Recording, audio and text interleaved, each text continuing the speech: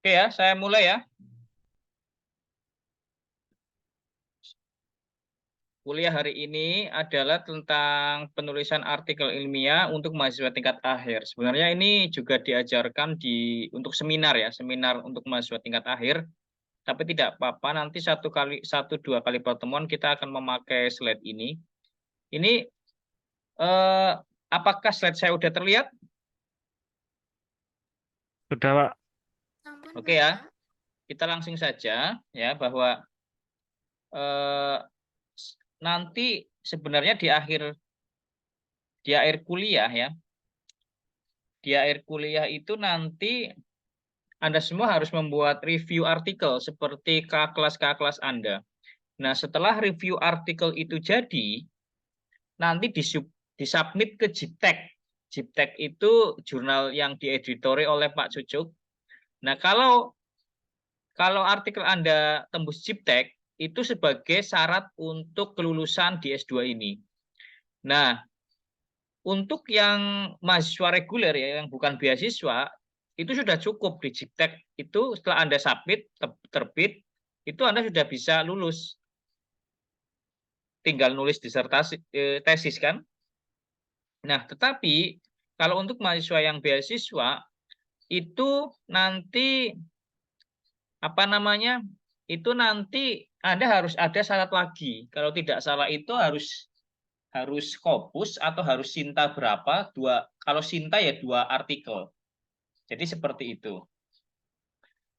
Ya, pertama kita langsung aja ya, konten dari artikel dari PPT ini adalah pertama itu tentang pengertian artikel ilmiah, kemudian tahap-tahap penulisan artikel ilmiah, kemudian struktur artikel ilmiah, kemudian gaya penulisan, kutipan, kemudian peer review di jurnal, etika penulisan, dan tips praktisnya untuk mahasiswa yang akan menerbitkan artikel ilmiah. Oke, pertama adalah mengapa sih kita harus menulis artikel ilmiah? Jadi, artikel ilmiah itu salah satu pentingnya adalah penyebaran pengetahuan baru. Karena pada artikel ilmiah ini Anda membagikan temuan dan pengetahuan baru.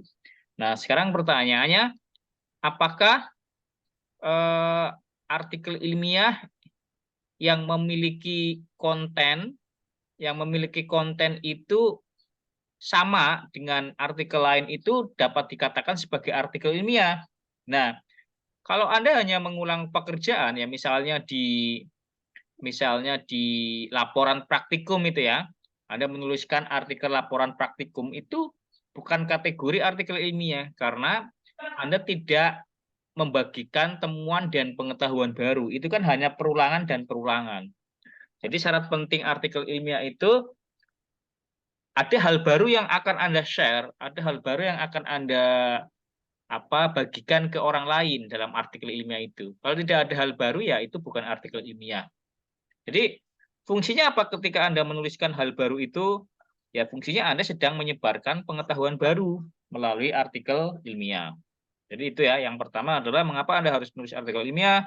Karena Anda wajib untuk penyebaran pengetahuan baru. Di samping memang Anda wajib untuk menulis artikel ilmiah ya karena memang persyaratan studi Anda gitu ya.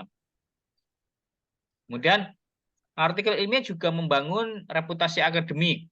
Jadi publikasi yang berkualitas tinggi itu akan meningkatkan atau memperkuat dari reputasi akademik Anda. Coba gini ya, kalau Anda misalnya menjadi pembicara gitu ya, menjadi pembicara narasumber dan sebagainya. Nanti ketika Anda menjadi narasumber, itu nanti audiens Anda biasanya akan melihat track record Anda itu tidak lain dan tidak bukan itu ya lewat artikel ilmiah. Ya kan? Ya Anda memang bisa mengirimkan CV kepada si moderator ya, CV dibacakan, tapi pasti audiens akan melihat Anda. Track record Anda itu, reputasi Anda sebagai pembicara itu dari mana datangnya? Pasti dari artikel ilmiah yang pernah Anda tulis. Kalau Anda sebuah pembicara dan dia tidak pernah menulis, maka track recordnya dipertanyakan. Ya, jadi seperti itu. pasti audiens yang sedang melihat atau mendengarkan ceramah Anda itu pasti akan nge-track Anda. Ini orang di depan atau pembicara ini apakah kompeten nggak sih? Kalau kompeten, apa bukti kompetensinya gitu kan? Biasanya artikel ilmiah gitu ya. Kemudian mendorong inovasi dan kemajuan ya. Ketika Anda menulis artikel ilmiah, kan artikel ilmiah itu kan akan tujuannya itu kan supaya disitasi, supaya dibaca, supaya dilihat oleh peneliti lain. Sehingga ketika Anda menuliskan sebuah artikel ilmiah, ada kebaruan, dibaca, orang yang membaca, kemudian melakukan penelitian lagi yang meningkat daripada penelitian Anda, terus menerus seperti gulungan salju ya, gulung terus makin besar. Nah, itulah fungsi artikel ilmiah. Jadi mendorong pengembangan baru dan kemajuan di bidang yang sedang Anda lakukan, yang sedang Anda konsentrasi di situ. Jadi kalau makanya dalam artikel ilmiah itu yang paling, setelah Anda menulis artikel ilmiah, hal yang penting lain adalah artikel ilmiah Anda dibaca. Bukti artikel Anda dibaca itu ya Anda disitasi juga, dibikin reference di belakangnya. Itu adalah buktinya. Ya memang mungkin bisa hanya dibaca saja gitu kan, tapi tidak dilakukan sitasi. Tapi ketika dibaca kemudian disitasi, artinya kan orang mensitasi penelitian Anda itu akan meningkatkan atau melakukan penelitian lain yang sejenis untuk meningkatkan penelitian Anda. Kan ada sangkut pautnya, pasti kan? Nah, makanya artikel ilmiah itu sangat penting untuk mendorong inovasi dan kemajuan. Itu seperti menggulung bola salju. Semakin Anda gulung, semakin besar, semakin besar. Anda melakukan penelitian, disitasi orang lain, orang yang mensitasi disitasi orang lain, lagi orang mensitasi disitasi lain, terus menerus seperti itu. Kalau ada pertanyaan langsung itu aja ya, langsung langsung bicara aja, nggak usah nggak usah nunggu sampai akhir itu ya. Oke ya. Kemudian akses ke sumber daya dan dana. Nah gini, jadi kalau sebagai peneliti, penelitian itu kan memerlukan dana. Ya mungkin Anda bisa dana pribadi gitu ya.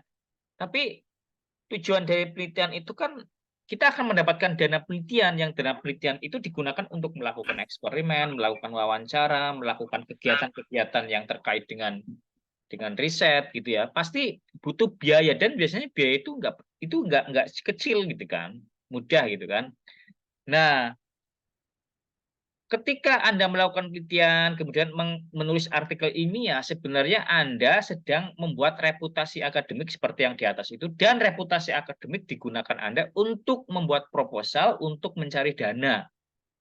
Kalau kita di dosen ya, kan ada ya dana-dana penelitian dari pihak UNS gitu kan. Karena dosen itu kan memiliki tiga kewajiban ya, tridharma pendidikan tinggi gitu ya, melakukan pengajaran atau pendidikan, penelitian, dan pengabdian masyarakat. Nah, yang penelitian ini kan wajib, dosen itu wajib setiap tahunnya melakukan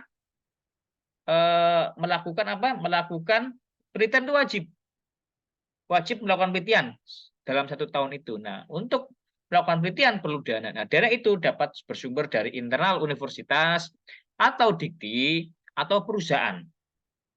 Tapi ketika Anda mengajukan proposal, tapi Anda tidak punya track record membuat artikel ilmiah, ya Anda dianggap tidak pernah melakukan penelitian kan. Jadi si pemberi dana ya nggak nggak percaya diri untuk meloloskan penelitian Anda karena Anda tidak punya reputasi akademik menulis. Loh Pak, saya melakukan penelitian tapi tidak menulis. Ya buktinya mana gitu kan? Bukti dari Anda melakukan penelitian ya artikel ilmiah itu. Kalau Anda melakukan penelitian, tidak ada hasil luaran artikel ilmiah, ya terus gimana caranya untuk melihat track record Anda sebagai peneliti, ya kan? Nah, saya juga berpikir bahwa di guru itu juga sekarang kalau untuk kenaikan pangkat itu kan harus melampirkan artikel ilmiah kan? Mungkin ke depannya artikel ilmiah ini akan semakin kuat. Artinya sebanyak persyaratan-persyaratan untuk kenaikan pangkat, untuk mengajukan apapun lewat melalui artikel ilmiah. Ya, jadi seperti itu. Jadi akses ke sumber daya dan dana.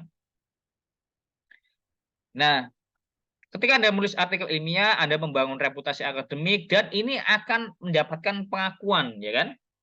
Anda sudah menulis, Anda sudah melakukan penelitian, membuat artikel ilmiah, Anda membangun reputasi akademik, dan sekarang Anda memiliki kredibilitas, Anda memiliki pengakuan bahwa Anda adalah seorang peneliti yang cukup baik di bidangnya, gitu kan? Sehingga Anda bisa diakui bahwa Anda memang bagus. Ya dari artikel penelitian.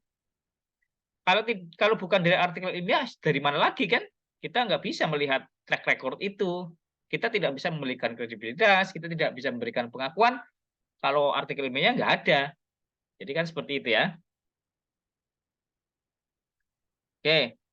Kemudian, nah Anda ketika melakukan penelitian sedang memberikan kontribusi pada literatur ilmiah. Karena buku-buku, misalnya buku ya, buku itu kan literatur ilmiah. Nah, buku yang dibuat itu kan buku dibuat berdasarkan hasil penelitian. Ya kan, ya ada buku yang dibuat bukan berdasarkan hasil penelitian juga ada, tapi buku-buku akademik itu dibuat berdasarkan hasil penelitian. Oke, kemudian apa sih bedanya artikel ilmiah dengan artikel yang selain artikel ilmiah, misalnya esai, misalnya cerita pendek, misalnya artikel koran, misalnya blog, itu kan berbeda dari artikel ilmiah. Nah, apa pengertian artikel ilmiah? Nah ini, jadi adalah tulisan hasil penelitian diterbitkan di jurnal akademik setelah melewati evaluasi peer review ahli sejawat, bertujuan untuk menyebarkan pengetahuan baru dan memperkaya literatur ilmiah. Nah, ada kata kunci yang apa namanya membedakan artikel ilmiah dan lainnya, yaitu apa? Evaluasi ahli sejawat, yaitu peer review namanya. Kalau Anda menulis esai tidak perlu di peer review, Anda bisa diterbitkan dimanapun. Ketika Anda menulis cerpen ya nggak perlu peer review kan? Cerpen Anda layak apa enggak kan? Enggak kan? Ketika Anda menulis blog di website itu kan nggak perlu peer review juga. Kalau artikel ilmiah harus melewati peer review orang yang ahli di bidang tersebut. Makanya jurnal-jurnal itu mewajibkan adanya peer review. Semakin kualitas jurnal semakin tinggi, semakin berat peer review-nya, proses yang harus Anda hadapi. Ya mungkin Sinta 4, Sinta 3, Sinta 2 nggak terlalu sulit, tapi Sinta Sus itu mungkin sulit. Atau Scopus, Q1, Q2, Q3, Q4. Q4 mungkin nggak terlalu sulit, tapi Q1 sangat sulit. Karena apa? Di Q1 banyak reviewer yang berkompeten untuk melakukan review dari paper Anda. Jadi sekali lagi bahwa artikel ilmiah adalah tulisan hasil penelitian diterbitkan di jurnal akademik, ya, diterbitkan di jurnal akademik, bukan di blog, bukan di koran, ya kan? Diterbitkan di jurnal akademik, melewati peer review proses, tujuannya untuk menyebarkan pengetahuan baru dan memperkaya literatur ilmiah. Nah, perbedaan antara artikel ilmiah dan jenis tulisan lainnya, misalnya esai. Nah, artikel ilmiah adalah tentang penelitian ilmiah, fakta, analisis, strukturnya kaku. Loh, kok strukturnya kaku? Iya, strukturnya kan Anda tahu sendiri kan namanya IMRAT. Ada introduction, ada metode, ada result and discussion, ada conclusion. Itu kan rigid, kaku. Lupa yang review enggak ya, lah review beda lagi. Review itu ada introduction, ada brief. Ya metodenya biasanya kalau peer review pun ada metodenya kan. Misalnya systematic literature review SLR. Ya kan? Prisma, metode Prisma namanya. Nanti Anda cek lagi SLR, Prisma, ada result and discussion ya kan? Sama sih. Pada prinsipnya walaupun tidak disebutkan secara eksplisit metodenya apa, biasanya artikel review itu metodenya ya metode literatur searching. Jadi kadang-kadang nggak disebutkan metode apa pada literatur review, tapi ya tetap review. Kemudian esai lebih subjektif, lebih bebas. Anda bebas ya, esai itu nggak ada harus ada metode, apalagi metode ya, nggak perlu ya. Jadi dia bebas aja esai itu, menulis esai itu kan. Oke, kemudian tahap-tahap menulis artikel ilmiah. Nah, pertama ketika Anda melakukan apa namanya akan membuat artikel ilmiah. Nah, habis ini kan Anda akan membuat artikel ilmiah review kan sebagai syarat dari mata kuliah ini. yang nantinya review itu akan disubmit ke jurnal JIPTEK. Jadi kakak kelas Anda sudah melakukannya dan ada satu yang sudah di-accept di JIPTEK ya. Jadi semester 1 udah syarat lulus sudah ada gitu kan. Sudah tenang Anda semua gitu kan. Nah, pertama Anda menentukan topik penelitian dulu. Jadi Anda mau ngapain sih gitu kan? Misalnya Pak, bidang saya itu vocational education, Pak. Saya akan riset tentang vocational education. Vocational education-nya yang apa? Bagian apa? Oh, saya mau riset bagian TEFA, Pak. Teaching Factory misalnya. Terus lebih spesifik lagi, teaching factory-nya yang mau gimana gitu. Nah, Anda menentukan topik penelitian dulu. Nah, setelah menentukan topik penelitian, Anda melakukan riset dan pengumpulan data. Ya, walaupun di proses riset dan pengumpulan data ya Anda Anda mencari-cari literatur review, mencari-cari referensi, mencari metode yang tepat. Nah, itu proses riset dan pengumpulan data yang sangat luas sekali. Nah, setelah menentukan topik sudah, riset dan pengumpulan data sudah, sekarang saatnya Anda menyusun kerangka artikel. Kerangka artikelnya yang tadi Imrat gitu kan, ya abstrak boleh terakhir, boleh awal. Kalau awal artinya abstrak Anda belum sempurna kan? Karena di abstrak itu kan ada 3 susunan. Ada the objective of this research, ada tujuan dari riset ini adalah, ada metodenya, ada result and discussion. Apakah abstrak wajib di depan atau di belakang? Abstrak paling wajib di belakang. Di depan boleh, tapi abstrak Anda pasti nggak akan sempurna kalau Anda sudah menulis di depan. Ya, kemudian, oke Pak, kita taruh di depan aja menulis abstrak, boleh. Objektif dari penelitian ini adalah untuk metode yang digunakan adalah hasil penelitian menunjukkan bahwa ini masih kosong. Karena kan Anda belum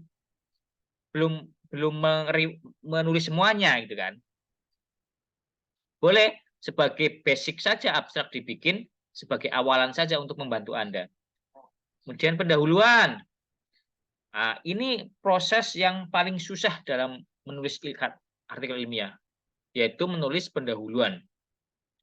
Kenapa paling susah? Karena Anda harus mempunyai state of the art. Anda harus mempunyai background. Anda harus mempunyai reason, alasan apakah Anda melakukan penelitian ini. Anda harus menghubungkan alasan Anda, background Anda, state of the art Anda dengan apa? Dengan sitasi, dengan referensi. Setelah itu Anda mengekspresikan apa tujuan penelitian ini. Itu ada di abstrak semua. Itu ada di pendahuluan semua. Jadi pendahuluan adalah hal yang paling susah dalam menyusun artikel ilmiah. Kalau abstrak sudah, pendahuluan sudah, metodologi kan gampang sebenarnya. Metodologi kan sesuatu yang sudah Anda kerjakan, ya kan? Tinggal Anda mengekspresikan dalam artikel. Metode yang digunakan dalam penelitian ini adalah kuantitatif dan kualitatif approach. Ya kan? Kuantitatif approach akan menginterview 100 partisipan dan kualitatif akan bla bla bla bla. Nah, kemudian Anda ceritakan tuh bagaimana proses Anda mengambil data. Proses pengambilan data dimulai dari bla bla bla bla. Nah, di abstrak ini saya sarankan Anda mempunyai gambar, Anda mempunyai diagram langkah-langkah yang Anda kerjakan. Bahkan di metode itu harus benar-benar detail. Detail itu contohnya misalnya Anda melakukan wawancara, wawancaranya di mana, konten wawancaranya gimana, apa persiapan dari pewawancara itu, sangat-sangat detail. Ya kan? Nah, itu metodologi. Sebenarnya gampang kalau Anda tenang menuliskannya dengan jangan terburu-buru, pelan-pelan. Karena apa yang Anda tulis di metodologi sudah Anda kerjakan. Jadi Anda tinggal mengingat-ingat apa yang Anda lakukan ketika mengambil data itu. Nah, kemudian setelah Anda memiliki pendahuluan, memiliki metodologi, kemudian Anda akan mengekspresikan hasil dan kesimpulan. Hasil juga kan sudah Anda dapatkan sebenarnya kan. Waktu Anda melakukan riset dan pengumpulan data, itu kan Anda juga melakukan proses menyimpulkan sebuah data, menyimpulkan hasilnya kan. Misalnya Anda menggunakan ANOVA. Ya udah, Anda sudah melakukan uji statistik, uji T, uji Z, validasi, reliabilitas. Ya udah, Anda sudah melakukan itu semua. Tinggal diekspresikan dalam tulisan hasilnya. Anda juga sudah membuat gambar. Hasilnya seperti ini, Pak. Kalau kita masukkan nilai ini, nanti anak-anak akan meningkat pembelajarannya. Oke. Itu kan data-data itu semua sudah ada dalam sebuah hasil penelitian itu. Tinggal Anda mengekspresikan di dalam tulisan. Nah, kemudian kesimpulan. Nah, kesimpulan lebih gampang lagi. Kesimpulan itu apa yang sudah Anda tulis disimpulkan. Oh, ini berarti hasilnya seperti ini loh. Kalau siswa diberikan dorongan, diberikan motivasi, maka pembelajarannya akan meningkat. Nah, Anda menyimpulkan di bagian kesimpulan. Ya, jadi semua gampang. Yang agak susah itu adalah pendahuluan. Karena pendahuluan itu ditentukan oleh kreativitas Anda. Sesuatu yang belum ada. Kalau metodologi Anda sudah ada, sudah tinggal ditulis, hasil sudah ada, tinggal ditulis, apalagi kesimpulan ya, ada tinggal ditulis. Pendahuluan itu hal yang baru. Anda menghubung-hubungkan, Anda membuat narasi supaya artikel ini mempunyai hubungan yang baik dengan artikel-artikel sebelumnya yang Anda citasi, yang Anda referensi. Nah, Anda juga harus membaca artikel, banyak-banyak artikel kan untuk membuat citasinya banyak. Semakin banyak citasi semakin bagus. Ya, jadi seperti itu. Nah, kemudian yang box terakhir itu teknik mengutip sumber dan membuat daftar pustaka. Ya, ini juga nggak sulit ya, tinggal apa yang akan Anda pilih stylenya, apakah ada style IPA, APA, APA. APA itu berarti psikologi, apa ya IPA ya singkatannya. P-nya psikologi. Jadi style dari psikologi, ada yang Harvard style, ya ada banyak style yang bisa Anda gunakan. Bedanya kan hanya kepenulisannya saja gitu loh. Nah, di sini prosesnya mungkin Anda menggunakan Mendeley atau Zotero ENOTE bebas. Yang gratis ya Mendeley gitu ya. Oh, yang gratis Zotero ya, apa Mendeley dan Zotero juga gratis sepertinya. Tinggal Anda belajar bagaimana membuat citation management system. Citation management system ya seperti penggunaan Mendeley, seperti penggunaan Zotero dan sebagainya. Itu akan memudahkan Anda. Nah, emang gimana Pak kalau dibuat manual saja? Kalau dibuat manual, ketika Anda akan mengganti format stylenya dari APA misalnya, Association Psychological, apa ya S-nya? Hanya ya. Kalau Anda mau, ketika Anda menggunakan manual, ketika akan mengubah stylenya, misalnya Anda submit ke jurnal JIPTEK. Nah, Anda siapkan nih stylenya, style APA. Ternyata di reject. Nah, Anda mau masukkan lagi ke jurnal lainnya. Kenapa jurnal lainnya ternyata stylenya menggunakan Harvard? Ya udah, Anda harus manual kan. Nah, kalau Anda menggunakan citation management system, Anda tinggal mengklik aja, klik ubah ke APA ke Harvard. Yaudah, beres. Nah, jadi itu. Oke ya. Kemudian, komponen utama dalam artikel ilmiah. Ya tadi, ada abstrak, ada pendahuluan, ada metodologi, ada hasil pembahasan. Hasil dan pembahasan biasanya digabung satu boleh, tidak digabung satu pun boleh.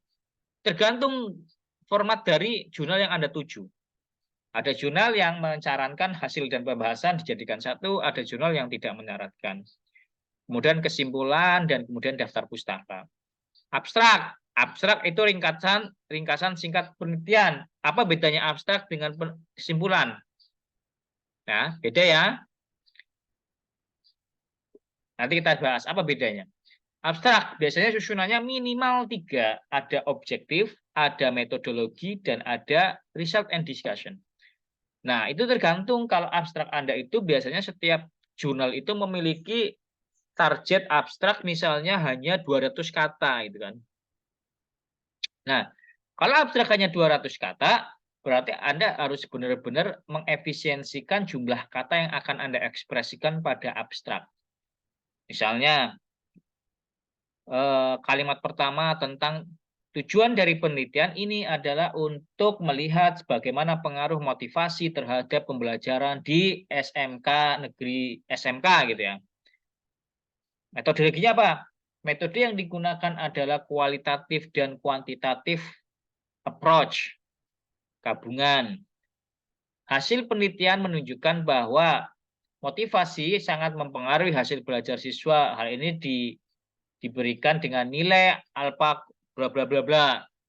Nah, itu minimal ada 3 itu. Kalau misalnya Anda masih memiliki jatah kata, misalnya 200 kata, Anda gunakan untuk lainnya. Loh Pak, kalau syaratnya 200 kata dan saya pilih 100 kata aja deh, nggak boleh. Bukan ya boleh sebenarnya, cuman nggak bagus karena Anda tidak mengekspresikan abstraknya dengan lebih panjang. Semakin panjang abstrak itu kan semakin untuk memudahkan pembaca dalam membaca keseluruhan artikel Anda. Jadi pembaca kalau mau baca artikel Anda itu harus dia hanya membaca abstrak dulu loh. Oh, abstraknya bagus, saya teruskan membaca. Kalau nggak bagus, nggak teruskan. Makanya Anda harus memberikan informasi sedetail mungkin di abstrak dengan syarat dari jumlah kata yang ditentukan oleh jurnal. Kalau jumlah katanya maksimal 200 ya maksimal kan 200 ya, nggak apa-apa lah 145, 148 kata gitu kan. Tapi yang jelas mepet banget. Karena kalau 151 kan nggak boleh ya. Sesuai. Nah, ada jurnal-jurnal yang di bawah 150 loh. Maksimal 150. Pendek sekali kan? Kalau 200 umum. Paling banyak jurnal itu mengekspresikan abstrak itu jumlah katanya cuma 300 paling banyak. Sepemahaman saya paling banyak itu. Jadi manfaatkan jumlah kata yang untuk diabstrak untuk mengekspresikan penelitian Anda secara detail. Kalau Anda mengekspresikan objektif, metodologi, kemudian satunya hasil, oh ternyata masih sisa, oke, akan saya tambahi background di depannya. Backgroundnya apa misalnya? Motivasi adalah hal yang penting dalam pembelajaran, misalnya seperti itu. Jadi ada background. Nah, setelah itu baru objektif. Tujuan dari penelitian ini adalah, jadi Anda punya background. Anda bisa memperbanyak background nih. 10, 20 kata boleh, atau 30 kata. Jadi background-nya kuat. Kalau ternyata Anda sudah tambahi background, sudah masih sisa, Anda tambahi di akhir setelah hasil penelitian ini, hasil penelitian. Apa itu misalnya? Hasil penelitian ini bisa digunakan oleh pemerintah untuk misalnya membuat kebijakan dan sebagainya. Nah, itu. Jadi maksimalkan abstrak. Jangan disisain gitu kalau bisa. Kemudian pendahuluan. Nah, di dalam pendahuluan itu ya sebenarnya kayak abstrak, tapi tidak ada hasil penelitian, dan di dalam pendahuluan itu lebih luas. Ingat ya, hal yang paling susah dalam menyusun artikel ilmiah adalah di pendahuluan ini. Ini harus Anda, kalau Anda sudah selesai di pendahuluan, lainnya akan mudah. Nah, dalam pendahuluan ya, itu ada latar belakang, tujuan, dan masalah penelitian. Nah, di sini saya minta Anda untuk membuat sebuah outline. Jadi, misalnya gini, Anda akan menjelaskan tentang pengaruh motivasi terhadap hasil belajar siswa. Misal ya, ini misal toh ya. Misal itu. Nah, cara menyusun pendahuluannya gimana? Nah, Anda misalkan setup di dalam pendahuluan itu Anda punya 5 paragraf. Paragraf terakhir nanti akan sebagai tujuan dan masalah penelitian. Jadi di paragraf akhir pendahuluan ada bunyi kalimat seperti ini. Tujuan dari penelitian ini adalah untuk mengeksplorasi pengaruh motivasi terhadap hasil belajar siswa di SMK. Harus ada kalimat tujuan dari wajib itu. Di terakhir ya, di paragraf terakhir. Nah, paragraf-paragraf sebelumnya Anda bisa eksplorasi nih. Anda buat outline. Paragraf 1 saya akan menceritakan tentang pendidikan di Indonesia misalnya. Nah, oke, setup dulu. Setelah saya menjelaskan pendidikan di Indonesia, paragraf 2 saya akan menjelaskan tentang pengaruh pendidikan terhadap masyarakat. Oke, udah. Kita tulis lagi paragraf 3 akan menjelaskan teori-teori motivasi. Nah, paragraf 4 akan menjelaskan teori motivasi terhadap hasil belajar. Nah, kan mengerucut kan? Anda harus set up outline dulu biar lebih mudah dalam mengembangkan. Nah, setelah itu, oke. Pertama, yaitu akan menjelaskan paragraf pertama tadi kita sudah kita tulis ya, menjelaskan tentang pendidikan di Indonesia. Oke, paragraf ini akan diisi oleh berapa outline. Anda buat outline lagi tentang sejarah pendidikan di Indonesia. Karena ini riset di SMK, maka Anda makin mengerucut, makin menjelaskan tentang SMK di Indonesia. Misalnya seperti itu. Nah, jadi Anda membuat outline besarnya per paragraf dan outline kecilnya per konten paragrafnya. Nah, Pak, kemudian di perjalanan Anda menulis, kemudian Anda, oh, saya kira perlu ditambahi satu paragraf lagi, Pak. Saya akan menambah outline. Misalnya, juga memperlihatkan bagaimana pendidikan dunia terbaik di mana. Oh, saya akan masukkan ke paragraf pertama. Jadi mundur. Yang tadinya jadi paragraf pertama, pendidikan di Indonesia jadi kedua. Karena saya akan menjelaskan tentang pendidikan di dunia. Ya boleh. Nanti paragraf Anda semakin besar. Nah, pendidikan di dunia itu isinya apa? Tentang pendidikan di Finlandia, Pak, misalnya. Oke, masukkan ke sub outline-nya. Sub outline gitu ya. Jadi Anda punya outline, Anda punya sub outline. Anda susun itu masing-masing setiap paragraf. Jangan menulis tanpa outline ini. Nanti hasilnya pasti jelek.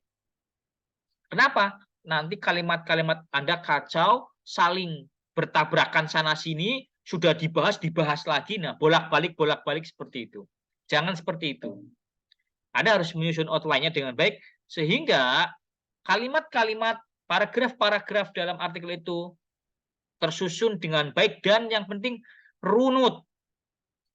Jadi ada susunannya. Oh, tadi cerita besarnya ini, kemudian makin ke sini, ke cerita ke teori, terus kemudian apa namanya, teori-teori yang sudah dikembangkan oleh penelitian sebelumnya, nanti akan runut, dibaca enak gitu loh. Kadang-kadang kita langsung ngetik aja enggak, harus buat outline gitu loh. Nah, kemudian metodologi kan udah terjelaskan tadi ya. Metodologi sudah Anda lakukan, tinggal Anda menceritakan secara detail. Bahkan kadang-kadang penelitian asing itu gini, misalnya dia itu metodologinya adalah wawancara. Itu diceritakan wawancara, baju si pewawancara apa, karakteristik si pewawancaranya apa, yang maksudnya yang diwawancarai, berarti sampai detail, ekspresi wajahnya apa gitu loh. Itu diwawancara, itu ditulis dengan jelas gitu loh. Ya karena itu bagian dari metodologi ya, untuk mencari hasil gitu loh. Untuk mendapatkan data. Metodologi itu kan suatu cara untuk mendapatkan data gitu loh. Oke ya. Kemudian pembahasan juga udah bahas, kesimpulan daftar pusaka udah tak bahas tadi ya, kita diskusikan tadi. Nah, intinya seperti itu ya. Kita next. Contoh draft artikel ilmiah kan. Ya, ini karena contohnya adalah bidang saya ya, panas bumi ya. Jadi ya misalnya judulnya adalah panas bumi sebagai alternatif pembangkit listrik, analisis potensi dan sustainability keberlanjutannya. Jadi pertama, ya tadi tujuan dari penelitian ini adalah untuk mengeksplorasi potensi panas bumi dan sustainability di Indonesia. Metode yang dilakukan adalah menggunakan pendekatan eksergi analisis. Misalnya ya, hasil dari penelitian ini menunjukkan bahwa Indonesia memiliki potensi sumber daya panas bumi yang besar. Titik. Oh, ternyata masih kurang. Oke, kita buat implikasinya. Implikasi dari penelitian ini digunakan untuk sebagai panduan pemerintah dalam menuangkan kebijakan panas bumi di Indonesia. Titik. Masih kurang abstrak ya, karena 250. Saya masukkan di background. Indonesia adalah sebuah negara yang memiliki potensi panas bumi di dunia yang paling besar di dunia. Tujuan dari penelitian ini adalah, nah udah, masukkan seperti itu. Tapi syarat dari abstrak itu 3. Ada tujuan, ada metodologi, ada hasil. Kalau Anda masih punya punya ruang yang cukup karena jumlah katanya besar, nah Anda masukkan tuh implikasi, Anda masukkan tuh background. Itu cukup pasti. Pendahuluan ya, pertama saya akan menjelaskan tentang situasi panas bumi di dunia. Saya akan menjelaskan panas bumi di dunia ini merupakan sumber energi yang berkelanjutan. Banyak negara mengembangkan sumber panas bumi. Misalnya negara Italia, Jepang, bla bla bla. Ceritakan Italia berapa kapasitasnya, Indonesia kapasitasnya berapa, Islandia berapa, Amerika berapa. Indonesia sebagai negara yang terletak di Ring of Fire juga memiliki sumber panas bumi yang melimpah. Nah, itu paragraf 2-nya. Tadinya paragraf pertama tentang dunia. Kemudian paragraf 2 saya menjelaskan tentang panas bumi di Indonesia. Tetapi sayang penggunaan panas bumi di Indonesia tidak terlalu besar padahal potensinya yang tinggi. Nah, saya masukkan hal ini dikarenakan karena banyak tantangan. Nah, paragraf 3 tentang tantangan panas bumi yang ada di Indonesia. Tantangan panas bumi yang ada di Indonesia sangat luas. Misalnya, banyak penolakan dari masyarakat untuk membangun panas bumi karena bisa menimbulkan dampak negatif terhadap lingkungan. Juga, pemerintah tidak terlalu memberikan insentif yang tinggi, sehingga banyak perusahaan-perusahaan panas bumi tidak tertarik untuk mengembangkan panas buminya di Indonesia. Oke, ini paragraf 3. Paragraf 4-nya apa? Nah, sampai akhirnya di paragraf terakhir, tujuan dari penelitian ini adalah untuk mengeksplorasi sumber panas bumi di Indonesia yang memiliki potensi besar dan keberlanjutan. Seperti itu. Ya, jadi runut saya harus buat outline-nya, sub-outline-nya juga. Metodologi dari penelitian ini adalah menggunakan exergy approach. Pertama adalah bla bla bla bla bla bla. Udah diceritakan, masukkan gambarnya, masukkan diagramnya, jelaskan diagramnya, jelaskan gambarnya. Hasilnya ya udah ini setelah dilakukan pengumpulan data, kemudian dimasukkan ke komputer, ada hasil, ada grafik, ada tabel, ceritakan tabel itu. Pembahasan, interpretasi dari pembahasan Anda, kesimpulan ya, buat kesimpulan secara normal ya, gampang ya. Daftar pustaka, pakainya apa? Pakai IPA, MLA, Harvard dan sebagainya. Ya. Ini hanya tips ya. Jadi dalam artikel ilmiah itu menggunakan bahasa yang ilmiah ya, bukan bahasa gaul gitu ya. Kemudian membuat kalimat dan paragraf jelas ya, itu ya umum ya. Kemudian menghindari redundansi. Nah, itu tadi salah satu menghindari redundansi adalah membuat outline-nya. Kutipan ya ini hanya tips ya. Kutipan atau sitasi. Kutipan langsung dalam studi yang dilakukan oleh Smith menyatakan hasil penelitian menunjukkan. Nah, kalau dalam artikel ini memang ada yang dinamakan kutipan tak langsung. Misalnya dalam penelitian Pambudi yang merujuk pada penelitian Dr. Alex misalnya menyatakan bahwa, nah itu kalau saya nggak suka. Lebih baik Anda mengutip dari Dr. Alex langsung daripada harus Anda 2 kali gitu loh. Nah saya nggak suka. Artinya Anda tidak mengetahui artikel aslinya. Jadi kutipan tidak langsung memang ada, tapi saya cenderung tidak menyukai kutipan yang tidak langsung. Oke ya. Kemudian ini daftar pustaka, ini gampang banget kan, IPA, MLA, Chicago, Harvard, tergantung bagaimana penulisannya. Kalau IPA misalnya Smith, J, tahun, titik, The Art of Writing a Comprehensive Guide, itu harus miring. Kemudian titik, publisher, misalnya publishernya adalah di Springer gitu kan misalnya. Kalau artikel jurnal, nama penulisnya Brown, A, titik, M, titik, N, Jones, P, titik, Q, titik, tahun 2020. Judulnya The Impact of Technology on Education, miring. Journal of Educational Technology, nama jurnalnya itu tebel. Isu 45 volume 2. Ya kan? 45 garis dalam kurung 2, halaman PP 123 sampai 140. Nah, itu jurnal ya. Ini gampang lah, ini bukan sebuah hal yang sulit ya. Nah, setelah Anda menulis, Anda masukkan ke jurnal, pasti paper Anda akan direview. Nah, review itu fungsinya apa? Untuk memastikan kualitas dan validitas artikel. Ya itu tergantung subjektif memang, tergantung oleh reviewernya siapa, jurnalnya apa. Tapi kalau tidak ada reviewer mah, ya sama aja kan. Pak, reviewer itu nggak berperan penting deh, karena kan subjektif. Iya, subjektif. Tapi jurnal yang bagus pasti memiliki reviewer yang bagus. dia punya tim. Saya sendiri saat ini sudah melakukan review lebih dari 200 dokumen di jurnal-jurnal top, misalnya di jurnal-jurnal energi yang saya bidangi kan, di Energy Institute, di Case Studies of Thermal Engineering Q1, di Research in Engineering Q2, di Energy Sustainable Development Q1, di paling top ya, paling top jurnal dengan impact factor yang paling tinggi yang sudah saya review adalah Renewable Energy and Sustainable Review, itu Q1 top jurnal, itu SJR-nya sampai 3 kalau nggak salah. Jadi apakah dibayar? Enggak, review nggak dibayar oleh jurnal ya. Tapi itu memastikan kualitas jurnal itu bagus. Bapak kalau tanpa review gimana? Kalau tanpa review nanti lebih subjektif lagi gitu loh. Kualitasnya kurang bisa didandalkan, kurang bisa divalidasi. Nah, juga menciptakan kepercayaan di antara peneliti dan membantu mengidentifikasi potensi perbaikan. Kalau paper Anda sudah masuk ke review, kemudian ada komentar, bisa di-reject, bisa di-accept. Kalaupun di-accept, nanti Anda harus mereview apa yang menurut reviewer itu baik atau buruk. Jadi, ini paper ini kurangnya adalah ini. Kurangnya pada metodologinya kurang kuat, datanya kurang banyak, sampelnya kurang banyak, ditambahi dan sebagainya. Lakukan uji ulang, lakukan uji ANOVA dan sebagainya. Itu komentar. Nah, Anda tinggal perbaiki. Nah, tapi kadang memang perbaikannya ada yang sangat susah dan ya ada yang mudah. Ya sebagian susah kalau jurnal-jurnal top itu. Ya. Ya kalau Anda dikritik reviewer ya terbuka aja lah. Kalau memang kurang bagus ya diperbaiki.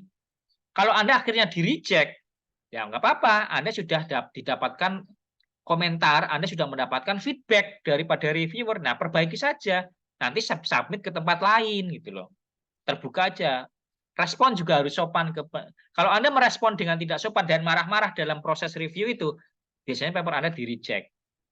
Nah, Anda gunakan perbaikan. Nah, kemudian proses revisi untuk menyempurnakan artikel Anda apa sesuai dengan saran editor dan reviewer.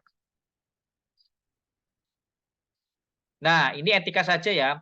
Nah, dalam menulis artikel, awas hati-hati ya. Sekarang malah ada ChatGPT malah tambah bingung kita.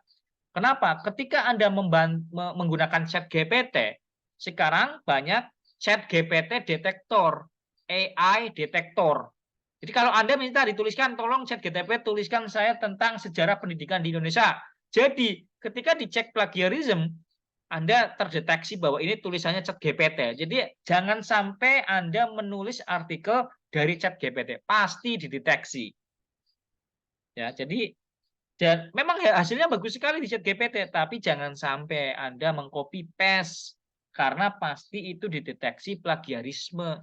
Sekarang banyak mesin-mesin yang bisa mendeteksi plagiarisme pada ChatGPT ya. Jangan gunakan itu. Itu memang itu nggak bagus itu loh.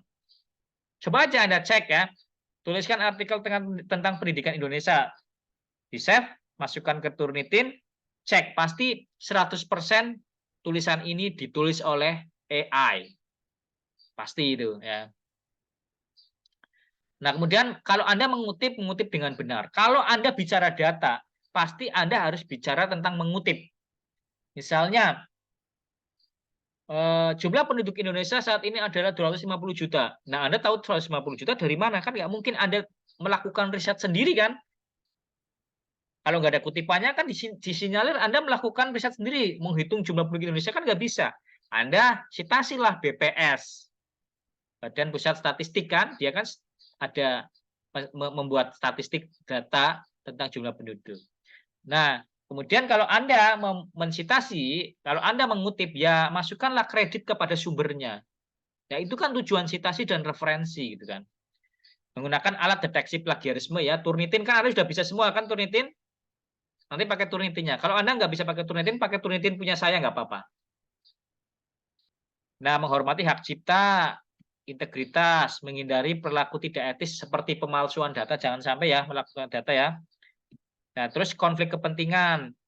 Nah, konflik of interest itu biasanya ditulis di bagian belakang setelah acknowledgement. Apakah Anda memiliki konflik kepentingan yang dapat berpotensi mempengaruhi hasil penelitian Anda? Misalnya Anda seorang pejabat melakukan penelitian, Nah, Anda menggunakan big data kan, karena Anda kalau datanya itu buruk, nanti Anda akan disorot gitu kan misalnya, itu kan konflik kepentingan misalnya ya. Nah, itu sebaiknya dihindari. Tapi kalau kita mungkin nggak ada seperti itu ya.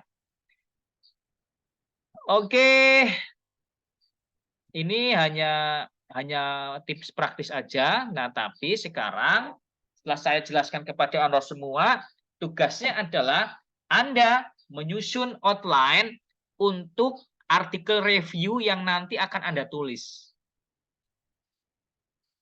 Loh, Pak, saya belum paham dengan materi ini, Pak. Ya silakan dicek di YouTube nanti ya. Nanti ini saya posting di YouTube, nanti Anda silakan tonton lagi atau saya share PPT-nya ya.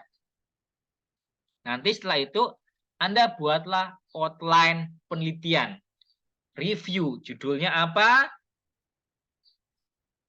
Abstrak ya, simple abstrak aja. Simple abstrak, kalau hasil penelitian kan belum ada. Nah, Anda kira-kira aja hasil penelitiannya. Atau misalkan, atau masukkan hipotesisnya aja dulu nggak apa-apa. Pendahuluannya kira-kira outline-nya apa itu, Anda akan dibikin apa. Metodologinya pakai apa kira-kira. Tidak perlu dijelaskan secara detail. Outline. Hasilnya ya kira-kira aja, hipotesis juga nggak apa-apa. Kesimpulannya ya kira-kira aja. Jadi outline, satu lembar aja, nggak usah banyak-banyak. Oke, itu tugasnya. Minggu depan kita ketemu lagi, Anda sudah mengumpulkan tugas itu, dan kita akan bahas satu persatu, akan kita perbaiki bareng-bareng kok. Jadi tujuannya bukan untuk mengevaluasi Anda, enggak, cuman kita akan berdiskusi bareng-bareng supaya paper yang akan Anda tulis review itu akan berhasil menulis paper itu. Oke? Ada pertanyaan? Kalau tidak ada pertanyaan, saya tutup ya. Tanya Pak. Oh iya, silakan. Mas Theo duluan. Oh, ini Pak, saya dulu. Untuk maksimal katanya berapa ya Pak di abstrak? Untuk maksimal kata pada outline? Iya, outline-nya. Ya nggak ada. Oh, Simpel bebas Pak. aja, 1 halaman boleh, 2 halaman boleh, 3 halaman boleh. Semakin Anda banyak halamannya, artinya outline Anda semakin detail loh. Itu nanti akan memudahkan Anda ketika Anda akan menyusun reviewnya gitu. Oke? Oke Pak. Terima kasih Pak. Ya, sama-sama. Ada lagi? Oke. Berarti nanti kita ini buat kayak kerangka gitu Pak. Betul. Betul, kerangka Ya, atau outline, kerangka, betul. kerangka penelitian gitu nanti berarti udah mencakup tema, kemudian apa namanya, metodologi penelitian. Itu suaranya nggak jelas ya, Mas? Cek. Nggak, kurang keras. Iya. Saya ulangi Pak. Berarti Oke. nanti menyangkut tema, kemudian penelitian itu bagaimana, masa kita ngujinya bagaimana gitu, terus sama juga hasilnya juga Pak, atau hipotesisnya gitu nggak? Hipotesis saja, kalau hasil kan belum ada. Oke. Berarti Jadi temanya penelitian. terserah Anda, karena Anda yang akan melakukan itu. Mudah-mudahan ini tema ini akan dijadikan Anda untuk tesis Anda. Oke. Baik. Oke? Terus untuk pendahuluan itu udah masuk juga Pak, maksudnya dalam Ya, artian pendahuluannya ada outline-nya kan? Outline saja kan? Kira-kira paragraf pertama akan menjelaskan apa, kedua apa, Oke. ketiga apa gitu. Baik. Oke, Pak. Semakin Oke, Pak. detail, Ya. misalnya ada sub outline-nya bagus juga, nggak apa-apa itu. Makin detail makin bagus. Kalau Anda belum mampu detail ya nggak apa-apa. Tapi semakin Anda detail, semakin memudahkan Anda ke depannya ketika Anda menyusun artikel review. Oke? Terus, itu Pak. Terus tanya lagi Pak tentang Kurang keras suaranya, Mas. dengaran Ya. Pak ya? Tentang ini Pak, apa namanya, ketika kita mengutip atau sitasi gitu, itu ada batasan tentang jangka waktu nggak Pak? Maksudnya semisal ini diterbitkan tahun berapa gitu, atau ini diutarakan tahun berapa gitu, ada Ya. batasan waktunya. Jadi sebaiknya referensi atau kutipan sebaiknya 80% adalah 10 tahun dari sekarang. Sebaiknya. Tapi kalau Anda tidak bisa menemukannya, ya nggak apa-apa gitu loh. Kan masih ada spare 20% gitu kan. Berarti Kalau misal bisa kayak 10 tahun ke belakang, paling banter itu tahun 2015 lah atau 2000 13 gitu aja. Oke, baik-baik. Kalau bisa, kalau nggak bisa, yo masukkan yang ada aja gitu aja. Kayak seperti tadi kan dimaksudkan kalau kutipan secara tidak langsung mungkin eh, Kalau bisa kutipan langsung aja, Mas. Kalau oh tidak gitu langsung ya. itu Kalau kutipan langsung itu tahunnya udah lama gitu nggak apa-apa ya? nggak apa-apa, Oke, nggak baik. apa-apa. Ya, Oke, sudah? Ada lagi? Izin tanya Pak Agung. Oke, silakan. Nggih. Tadi di apa namanya di pendahuluan tadi kan kita membuat outline gitu nggih Pak. Iya. Dari outline kemudian kita bisa menjabarkan atau memparafrasekan apa namanya menjadi paragraf-paragraf. Nah, Mm-mm. untuk menjadi paragraf-paragraf itu apakah apa namanya dari beberapa kutipan-kutipan itu atau apa namanya dari bahasa kita sendiri Pak Agung? Gini, jadi setelah Anda punya outline, kan Anda membuat narasi kan, cerita itulah. Nah, dalam menceritakan itu kan Anda biasanya membuat sitasi ke referensi lain kan, membuat sitasi. Nah, ada dua bentuk. Boleh Anda menggunakan bahasa Anda sendiri untuk mengekspresikan sitasi itu. Misalnya, menurut Pak Budi, pendidikan adalah proses pembelajaran yang sangat panjang dan tidak berujung. Misalnya aja ya, misalnya. Anda boleh menuliskan pendapatnya persis yang ada di papernya dia, Pak Budi itu di copy paste masuk, nggak apa-apa. Karena Anda sudah menuliskan citasinya. Atau Anda juga bisa mengekspresikan dengan hal lain. Misalnya, Pak Budi menyatakan bahwa pendidikan di Indonesia, boleh Anda mengekspresikan dengan bahasa lain gitu loh. Tapi tetap membuat citasinya. Baik membuat sitasi, baik mengekspresikan secara langsung copy paste ataupun tidak nggak apa-apa karena sudah ada citasinya. Begitu kan Mbak pertanyaannya Mbak? Ya, iya Pak. Ya, jadi seperti itu Nggih. jawabannya ya. Oh, nggih.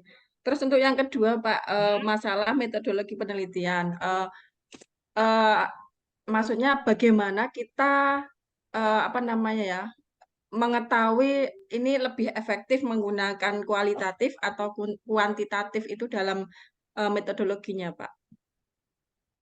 Nah, kalau ini mungkin anu ya, apa namanya? Tergantung gitu ya.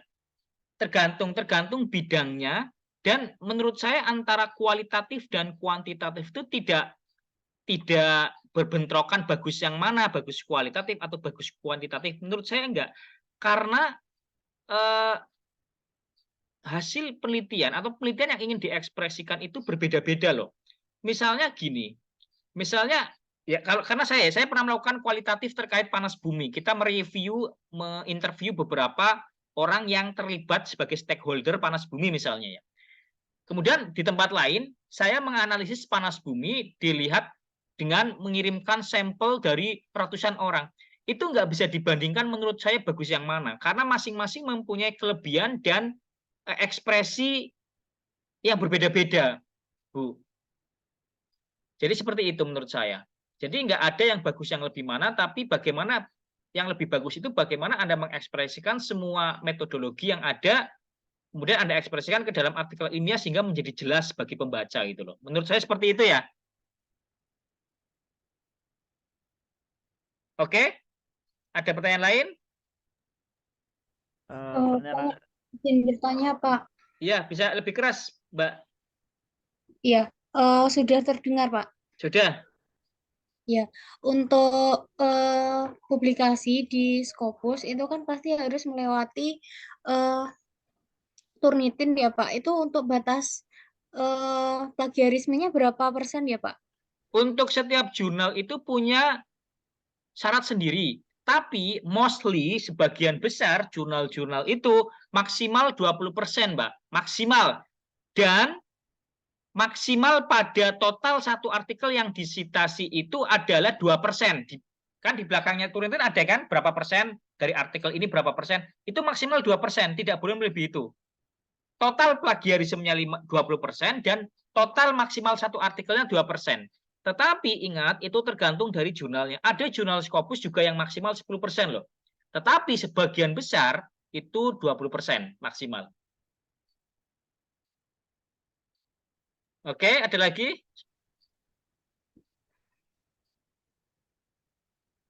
Kalau Iya, tidak ada, terima saya tutup ya. Kebetulan ada azan pas ya. Silakan dikerjakan, nanti dikumpulkan minggu depan kita bahas bersama-sama. Oke, saya tutup ya. Barangkali ada hal yang tidak berkenan, saya mohon maaf. Wassalamualaikum warahmatullahi wabarakatuh. Waalaikumsalam Waalaikumsalam warahmatullahi wabarakatuh. warahmatullahi Wabarakatuh. wabarakatuh. Terima kasih, Pak.